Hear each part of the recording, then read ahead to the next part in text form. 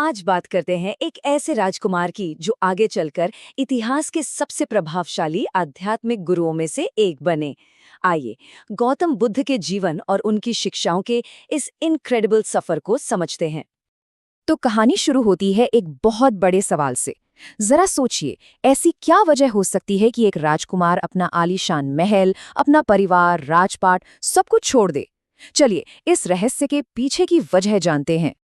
कहानी की शुरुआत होती है उनके शुरुआती जीवन से, जब वो राजकुमार सिद्धार्थ थे। एक ऐसी जिंदगी जी रहे थे जो जल्द ही सवालों के एक गहरे समंदर में डूबने वाली थी। बात है लगभग 563 ईसा पूर्व की, जब लुम्बिनी में सिद्धार्थ गौतम का जन्म हुआ। वो एक राजकुमार थे और उनके पिता राजा शुद्धोधन ने ये ठान लिया था कि वो अपने बेटे को दुनिया के हर दुख दर्द से बचाकर रखेंगे। महल की चारदीवारी ही उनकी पूरी दुनिया थी, एक ऐसी दुनिया जहां पीड़ा या तकलीफ का कोई नामो निशान तक नहीं था। लेकिन ये सुरक्षा की दीवारें, ये भला कब तक खड़ी रह सकती थी? एक दिन ऐसा आया जब महल के बाहर की सिर्फ एक झलक उनकी पूरी दुनिया को हमेशा हमेशा के लिए बदलने वाली थी।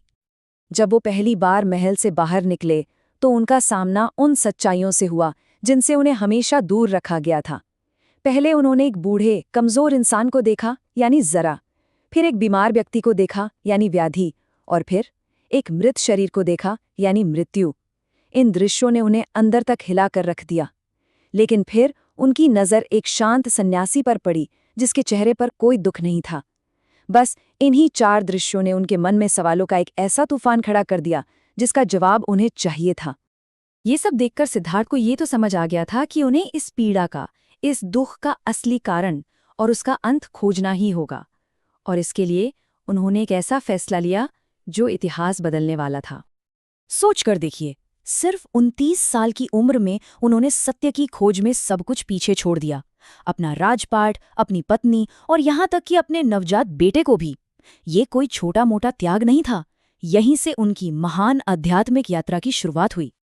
सालों की कठोर तपस्या और गहरे ध्यान के बाद आखिरकार बोधगया में एक बोधि वृक्ष के नीचे वो पल आ ही गया।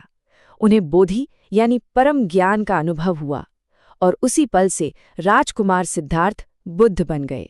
बुद्ध यानी वो जिसे परम सत्य का ज्ञान हो गया हो। तो जब ज्ञान मिल गया तो अब क्या? अब बारी थी उसे दुनिया के साथ बांटने की। बुद्ध ने अपना पहला उपदेश दिया और इंसानियत को दिखाया दुख से मुक्ति का एक साफ रास्ता। और ये उपदेश उन्होंने दिया सारनाथ में। इस ऐतिहासिक पल को धर्मचक्र प्रवर्तन कहते हैं, जिसका मतलब है धर्म के पहिए को पहली बार गति देना। ये एक बिल्कुल नई सोच, एक नई समझ की शुरुआत थी। अपने पहले उपदेश में उन्होंने 4 आर्य सत्य बताए, जो एक तरह से इंसानियत की पीड़ा का डायग्नोसिस था। पहला सत्य, जीवन में दुख है, ये एक सच्चाई है। दूसरा, इस दुख का एक कारण है और वो कारण है तृष्णा, यानी हमारी कभी न खत्म होने वाली इच्छाएं। तीसरा और सबसे जरूरी सत्य, इस दुख का अंत बिल्कुल संभव है। और चौथा सत्य, दुख के इस अंत तक पहुंचने का एक सीधा साधा रास्ता भी मौजूद है। ठीक है, तो सवाल ये उठता है कि अगर समस्या तृष्णा है तो फिर इसका समाधान क्या है? अच्छी बात यह है कि बुद्ध ने सिर्फ समस्या नहीं बताई, बल्कि उससे बाहर निकलने का एक प्रैक्टिकल रास्ता भी दिखाया। और ये समाधान है अष्टांगिक मार्ग, यानी 8 कदमों का एक सीधा साधा रास्ता। इसमें शामिल हैं सही समझ, सही इरादा, सही बोल, सही कर्म, सही जीविका, सही कोशिश, सही सजगता और आखिर में सही ध्यान। ये बेसिकली जीवन जीने का एक बैलेंस्ड और प्रैक्टिकल तरीका है जो दुख से मुक्ति की ओर ले जाता है। तो चलिए अब एक नज़र डालते हैं बुद्ध के पूरे जीवन सफर और उनकी विरासत पर। एक तरह से एक क्विक रिकैप करते हैं। उनके 80 साल के जीवन का सफर कुछ ऐसा था। लुम्बिनी में जन्म होता है।